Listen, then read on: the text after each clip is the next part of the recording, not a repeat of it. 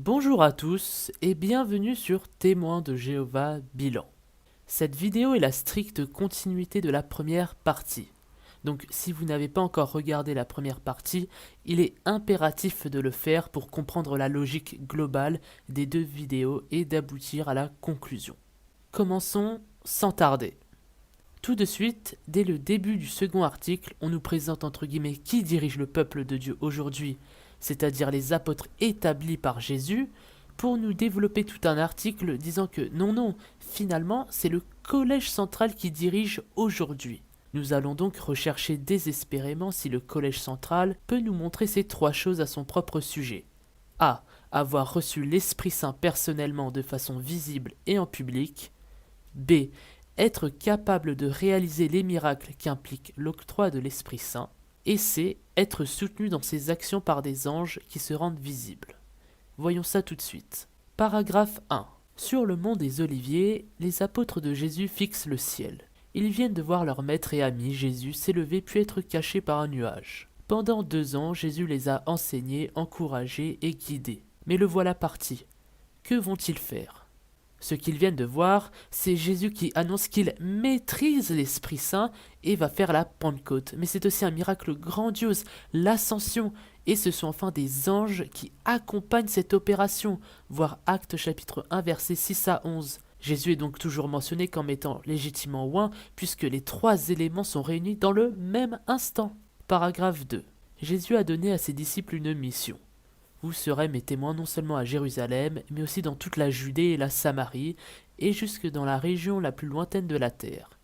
Comment pourront-ils s'acquitter de leur mission ? Certes, Jésus leur a assuré qu'ils recevront bientôt de l'Esprit Saint, mais pour prêcher dans le monde entier, il faudra une direction et de l'organisation. Dans le passé, Jéhovah a dirigé et organisé son peuple par des représentants visibles. Dès lors, les apôtres se demandent peut-être s'il va maintenant établir un nouveau conducteur.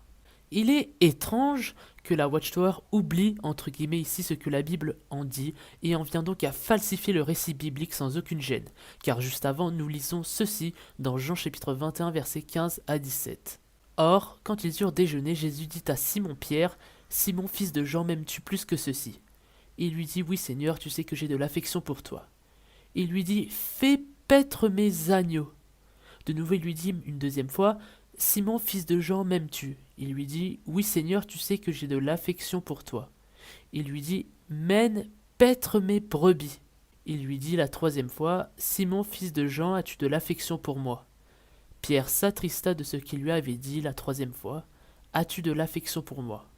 Il lui dit, « Seigneur, tu connais toutes choses, tu te rends bien compte que j'ai de l'affection pour toi. » Jésus lui dit, « Fais paître mes brebis. » Donc, Jésus vient de désigner le responsable humain de ce peuple chrétien en train de naître, et c'est l'apôtre Pierre sans aucune contestation possible. Pourquoi dans ces conditions faire semblant de se demander qui, après l'ascension de Jésus, pourrait bien être le conducteur futur du groupe humain ? Pourquoi ? On le connaît très bien, c'est Pierre, fondateur de l'église à la Pentecôte. Pierre remplit d'ores et déjà la première condition, il est oint en public. Il va recevoir à nouveau l'Esprit Saint ensuite en public, et dès qu'il aura l'Esprit Saint, il va pouvoir faire de très nombreux miracles, et les anges visibles participeront à l'œuvre que Pierre développe. Donc du début de la Bible jusqu'à la fondation du christianisme, et ensuite les critères de l'onction ne changent absolument pas.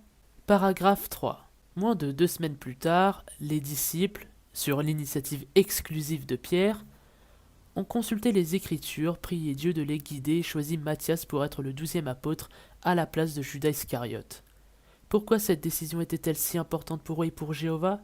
Non, pour Jésus, puisque c'est lui qui est dorénavant roi sur les chrétiens. Matthias venait combler un besoin essentiel en matière d'organisation. Jésus n'avait pas choisi ses apôtres seulement pour l'accompagner dans son ministère, mais aussi pour jouer un rôle crucial parmi le peuple de Dieu. Quel était ce rôle et comment Jéhovah, par l'intermédiaire de Jésus, les a-t-il aidés à le remplir ? Quelles dispositions semblables existent-ils aujourd'hui ? Enfin, comment pouvons-nous nous souvenir de ceux qui nous dirigent, surtout de ceux qui composent l'esclave fidèle et avisé ? Le rôle de Matthias, comme celui des autres apôtres, est clairement défini au moment de la désignation de Matthias. On peut lire en Actes chapitre 1 versets 21 et 22, Il faut donc que d'entre les hommes qui se sont réunis avec nous pendant tout le temps où le Seigneur Jésus entrait et sortait parmi nous, en commençant à son baptême par Jean jusqu'au jour où il était enlevé de près de nous, un de ces hommes devienne avec nous un témoin de sa résurrection. Il s'agit pour les apôtres d'être très spécifiquement des témoins visuels de tout ce qu'a fait Jésus depuis son baptême jusqu'à y compris la résurrection et l'ascension. Après examen du groupe des disciples, 2 hommes seuls remplissaient les conditions pour cela.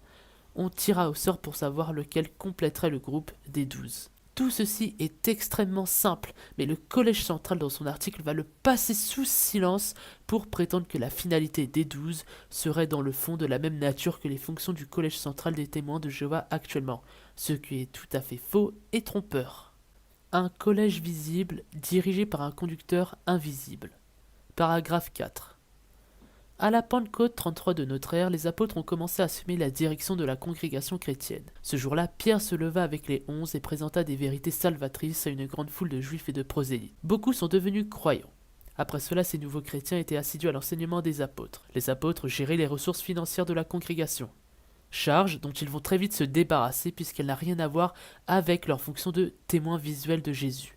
Ils pourvoyaient aux besoins spirituels du peuple de Dieu. Nous serons assidus à la prière au ministère de la parole, ont-ils dit. Et ils envoyaient des chrétiens expérimentés faire progresser l'évangélisation dans de nouveaux territoires. Plus tard, d'autres anciens oints d'esprit ont été ajoutés aux apôtres pour administrer les congrégations. En tant que collège central, ces frères donnaient une direction à l'ensemble des congrégations. Ici, nous sommes en plein roman. Il n'existe aucun collège central jamais durant le 1er siècle de notre ère. Et les évangélisateurs sont appelés dans tel ou tel territoire par l'Esprit Saint ou par des anges. Ils n'ont pas besoin d'ordre quelconque d'un collège central entre guillemets. L'apôtre Paul précisera bien que lui-même refusa de se rendre auprès des apôtres qui étaient à Jérusalem et s'attribua à lui-même les territoires où prêcher. Voir Galates chapitre 1 versets 15 à 19. Paragraphe 5. Les chrétiens du 1er siècle reconnaissaient que le collège central était dirigé par Jéhovah Dieu, par l'intermédiaire de son conducteur Jésus. Non, il n'y avait pas de collège central et ni le titre ni la fonction ne se trouvent nulle part dans la Bible. Comment pouvait-il en être sûr ? Premièrement, c'est l'Esprit Saint qui a rendu capable le collège central. La Bible parle des apôtres et non d'un collège central. De plus, comment ces apôtres fonctionnaient-ils ? Avec l'Esprit Saint reçu publiquement, avec les miracles qui découlaient de l'Esprit Saint et avec les interventions régulières des anges en leur faveur. Retrouve-t-on ceci dans le collège central actuel qui se prétend successeur des apôtres ? Non, le collège central est donc une institution apostate et antichrist qui doit être obligatoirement dissoute. Même si l'Esprit Saint était répandu sur tous les chrétiens oints, il a particulièrement aidé les apôtres et les autres anciens de Jérusalem à remplir leur rôle de surveillants. Par exemple, en 49 de notre ère, l'Esprit Saint a guidé le collège central pour prendre une décision sur la question de la circoncision.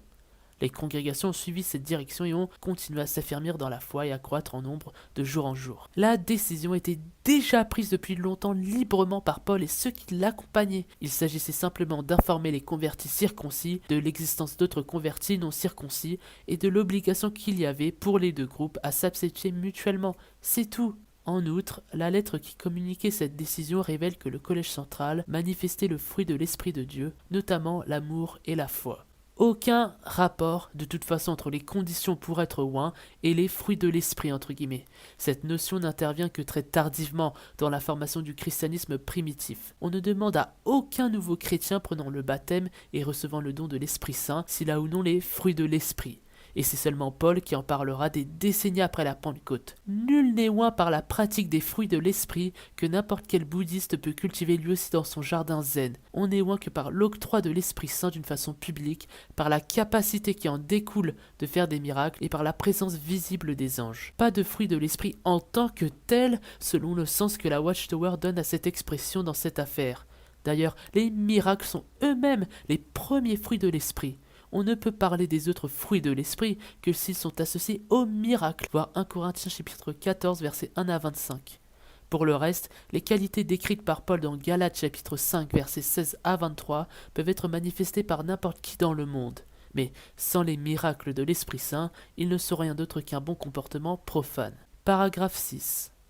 Deuxièmement, le collège central était aidé par les anges. Non, les apôtres et les autres chrétiens étaient aidés par les anges. Le collège central, qui protège les pédophiles, n'a jamais été lui aidé par quelque ange que ce soit. Avant que Corneille se fasse baptiser, devenant le premier chrétien gentil incirconcis, un ange lui a dit d'envoyer chercher l'apôtre Pierre. Après que Pierre a prêché à Corneille et à sa famille, l'Esprit Saint était répandu sur eux, bien que les hommes n'aient pas été circoncis. Cela incitait les apôtres et les autres frères à se soumettre à la volonté de Dieu, en admettant les gentils incirconcis dans la congrégation chrétienne. Par ailleurs, les anges ont favorisé et accéléré l'activité de prédication que dirigeait le collège central, que ne dirigeait pas le collège central puisqu'il n'existait pas.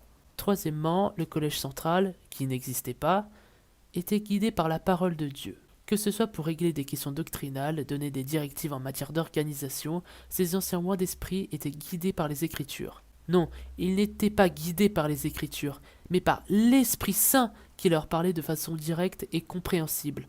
Ensuite, ils vérifiaient dans les Écritures comment expliquer cela à ceux qui n'avaient comme critère que les Écritures, et notamment les Juifs. Paragraphe 7. Même si le collège central avait autorité dans la congrégation primitive, il reconnaissait que son conducteur était Jésus. Il, Christ, a donné certains comme apôtres, a écrit l'apôtre Paul. Grandissons par l'amour en toute chose en celui qui est la tête, Christ. À partir d'ici, et comme vous le remarquez à l'augmentation de la fréquence délirante de l'insertion dans le texte de la Watchtower de ces deux mots, collège central, qu'elle veut faire idolâtrer, nous n'allons plus avoir qu'une longue litanie satanique d'autoglorification de l'organisation franc-maçonne de la Watchtower et de son équipe dirigeante. Nous n'allons pas commenter toutes les affirmations insensées qui se succèdent alors, mais je vous mets en photo les paragraphes que vous pourrez mettre en pause si vous voulez prendre le temps de les lire. Et je vous retrouve juste après pour la conclusion.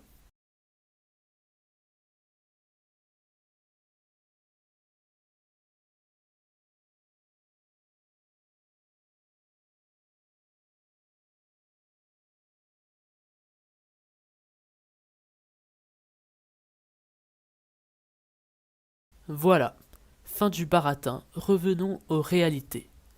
A. Est-ce que le Collège central a reçu le baptême dans l'Esprit Saint de façon publique? Il n'a reçu aucun baptême dans l'Esprit Saint alors qu'il prétend être membre du royaume des cieux, et par conséquent ne peut nous présenter le moindre témoin ayant vu l'Esprit Saint venir sur lui collectivement ou sur ses membres individuellement. Il ne possède donc pas la première des conditions obligatoires pour se dire oint et autorisé à diriger le peuple de Dieu. B. Est-ce que les membres du Collège central ont reçu, de la part de l'Esprit Saint, la capacité à opérer les miracles que tous les détenteurs de l'Esprit Saint dans la Bible ont toujours manifestés? Sont-ils capables d'opérer des guérisons miraculeuses, des résurrections, ou ne serait-ce que des sorties du coma? Sont-ils capables de parler directement eux-mêmes des langues qu'ils n'ont pas apprises? Sont-ils capables de rendre des gens muets ou aveugles, voire de condamner à mort et d'exécuter eux-mêmes? Sont-ils capables de prophétiser, que personne ne rit dans l'assistance? Bref, sont-ils capables de nous montrer une puissance qu'aucun autre humain ne pourrait exercer? C. Est-ce que le Collège central peut témoigner qu'un ou des anges ont agi de façon visible, avec la présence de témoins crédibles depuis que Charles Taze Russell a fondé sa juteuse maison d'édition biblique? Il est parfaitement clair qu'il n'y a strictement aucun de ces trois éléments qui soit présent dans l'histoire de la Watchtower. À propos de l'action de l'Esprit Saint, le Collège central intoxique ses disciples avec le passage de 1 Corinthiens chapitre 13, versets 8 à 12. Voici ce passage. L'amour ne disparaît jamais. Mais que ce soit les dons de prophétie, ils seront abolis. Que ce soit les langues, elles cesseront. Que ce soit la connaissance, elle sera abolie. Car nous connaissons partiellement et nous prophétisons partiellement. Mais quand ce qui est complet arrivera, ce qui est partiel sera aboli. Lorsque j'étais un tout petit, je parlais comme un tout petit. Je pensais comme un tout petit. Je raisonnais comme un tout petit. Mais maintenant que je suis devenu un homme, j'ai aboli ce qui est propre au tout petit. À présent, en effet, nous voyons les contours étant indécis au moyen d'un miroir de métal, mais alors ce sera face à face. À présent, je connais partiellement, mais alors je connaîtrai de façon exacte, tout comme je suis connu de façon exacte. Et les membres du Collège central font passer ce texte comme étant l'annonce par la Bible de ce que, après la disparition des apôtres, le christianisme n'aurait plus ses dons miraculeux. Or, d'une part, ces dons ont été manifestés de façon continue aussi bien dans le catholicisme romain que dans l'orthodoxie dans les églises chrétiennes coptes ou orientales, générant leur lot de mystiques, de thaumaturges, d'exorcistes et bien d'autres actes de puissance. Quant aux anges, s'il n'en apparaît pas dans ce qui est issu des hérésies protestantes, Par contre, il en est toujours apparu dans les églises issues du christianisme primitif. Par conséquent, entre guillemets, techniquement et historiquement, il n'y a jamais eu de rupture dans la manifestation de ces dons à l'intérieur du christianisme.